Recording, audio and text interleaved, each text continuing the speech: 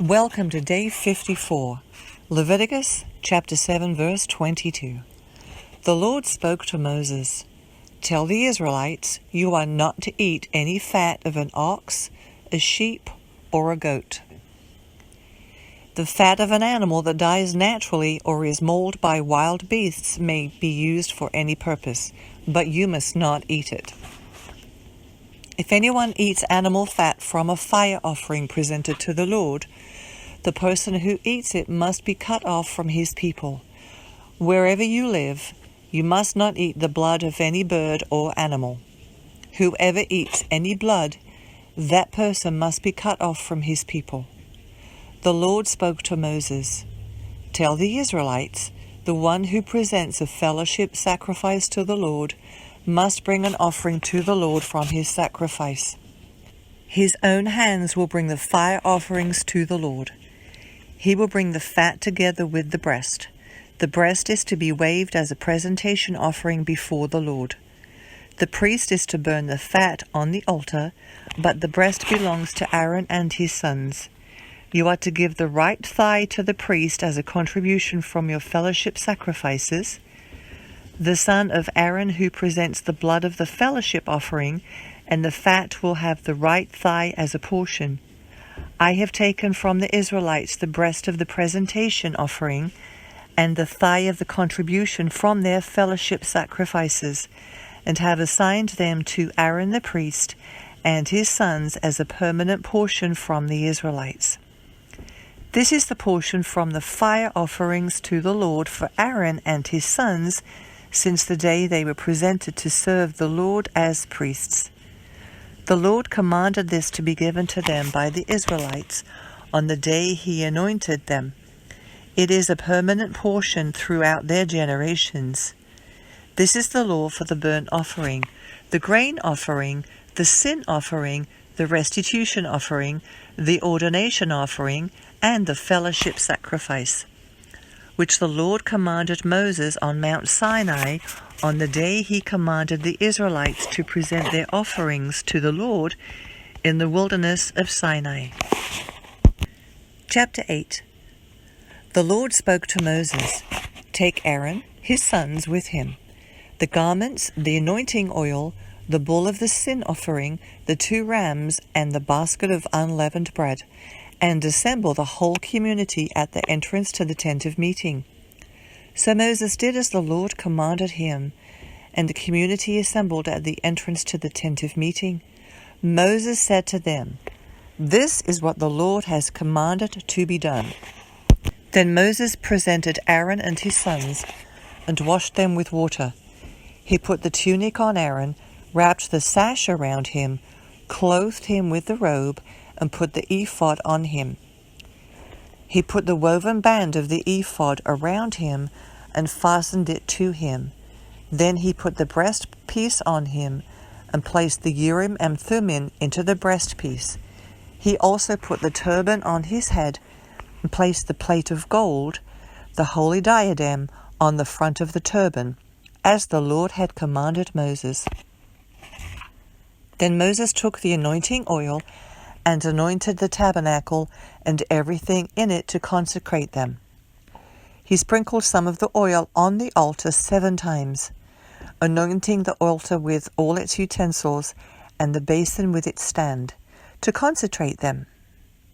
Then he poured some of the anointing oil on Aaron's head and anointed and consecrated him. Then Moses presented Aaron's sons, clothed them with tunics, wrapped sashes around them, and fastened headbands on them, as the Lord had commanded Moses. Then he brought the bull near for the sin offering, and Aaron and his sons laid their hands on the head of the bull for the sin offering. Then Moses slaughtered it, took the blood, and applied it with his finger to the horns of the altar on all sides, purifying the altar. He poured out the blood at the base of the altar and consecrated it by making atonement for it. Moses took all the fat that was on the entrails, the fatty lobe of the liver, and the 2 kidneys with their fat, and he burned them up on the altar. He burned up the bull with its hide, flesh, and dung outside the camp, as the Lord had commanded Moses. Then he presented the ram for the burnt offering, and Aaron and his sons laid their hands on the head of the ram. Moses slaughtered it and sprinkled the blood on all sides of the altar. Moses cut the ram into pieces and burned the head, the pieces, and the suet. But he washed the entrails and shanks with water. He then burned the entire ram on the altar. It was a burnt offering for a pleasing aroma, a fire offering to the Lord as he had commanded Moses. Next he presented the second ram, the ram of ordination, and Aaron and his sons laid their hands on the head of the ram. Moses slaughtered it, took some of its blood and put it on Aaron's right earlobe, on the thumb of his right hand, and on the big toe of his right foot.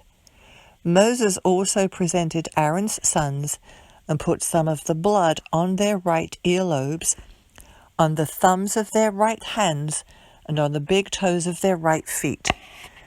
Then Moses sprinkled the blood on all sides of the altar. He took the fat tail, all the fat that was on the entrails, the fatty lobe of the liver, and the 2 kidneys with their fat, as well as the right thigh. From the basket of unleavened bread that was before the Lord, he took 1 cake of unleavened bread, 1 cake of bread made with oil, and 1 with wafer, and placed them on the fat portions of the right thigh. He put all these in the hands of Aaron and his sons, and waved them before the Lord as a presentation offering. Then Moses took them from their hands and burned them on the altar with the burnt offering. This was an ordination offering for a pleasing aroma, a fire offering to the Lord. He also took the breast and waved it before the Lord as a presentation offering. It was Moses' portion of the ordination ram as the Lord had commanded him. Then Moses took some of the anointing oil and some of the blood that was on the altar and sprinkled them on Aaron and his garments, as well as on his sons and their garments. In this way he consecrated Aaron and his garments, as well as his sons and their garments. Moses said to Aaron and his sons, "Boil the meat at the entrance to the tent of meeting, and eat it there with the bread that is in the basket for the ordination offering as I commanded. Aaron and his sons are to eat it. You must burn up what remains of the meat and bread. You must not go outside of the entrance to the tent of meeting for 7 days, until the time your days of ordination are completed, because it will take 7 days to ordain you. The Lord commanded what has been done today in order to make atonement for you. You must remain at the entrance to the tent of meeting day and night for 7 days, and keep the Lord's charge so that you will not die. For this is what I was commanded." So Aaron and his sons did everything the Lord had commanded through Moses.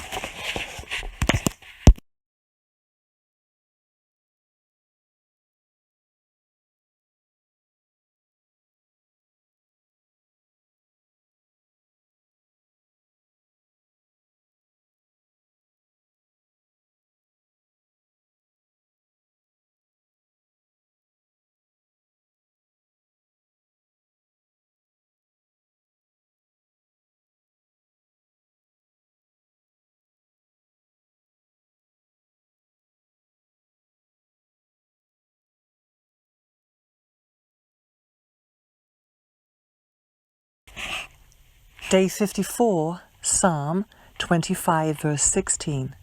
Turn to me and be gracious to me, for I am alone and afflicted.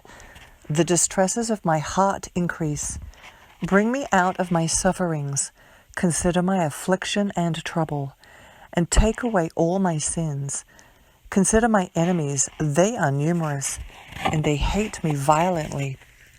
Guard me and deliver me. Do not let me be put to shame, for I take refuge in you.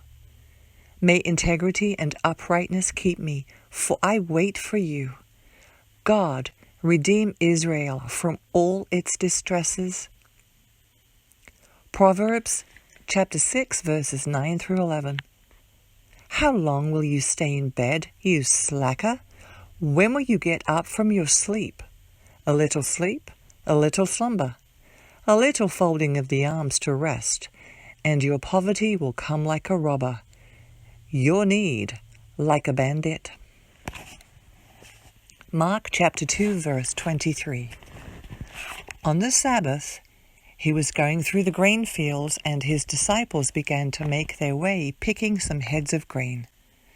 The Pharisees said to him, "Look, why are they doing what is not lawful on the Sabbath?" He said to them, "Have you never read what David and those who were with him did when he was in need and hungry? How he entered the house of God in the time of Abiathar, the high priest, and ate the sacred bread, which is not lawful for anyone to eat except the priests, and also gave some to his companions." Then he told them, "The Sabbath was made for man, and not man for the Sabbath. Therefore the Son of Man is Lord even of the Sabbath." Mark chapter 3.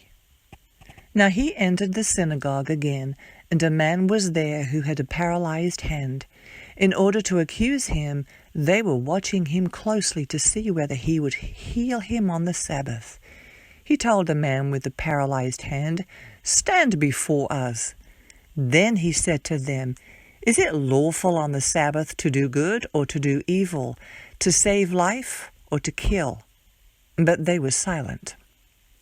After looking around at them with anger and sorrow at the hardness of their hearts, he told the man, "Stretch out your hand." So he stretched it out, and his hand was restored. Immediately the Pharisees went out and started plotting with the Herodians against him, now how they might destroy him. Jesus departed with his disciples to the sea, and a great multitude followed from Galilee, Judea, Jerusalem, Idumea, beyond the Jordan, and around Tyre and Sidon. The great multitude came to him because they heard about everything he was doing. Then he told his disciples to have a small boat ready for him, so the crowd would not crush him. Since he had healed many, all who had diseases were pressing toward him to touch him. Whenever the unclean spirits saw him, those possessed fell down before him and cried out, "You are the Son of God!" And he would strongly warn them not to make him known.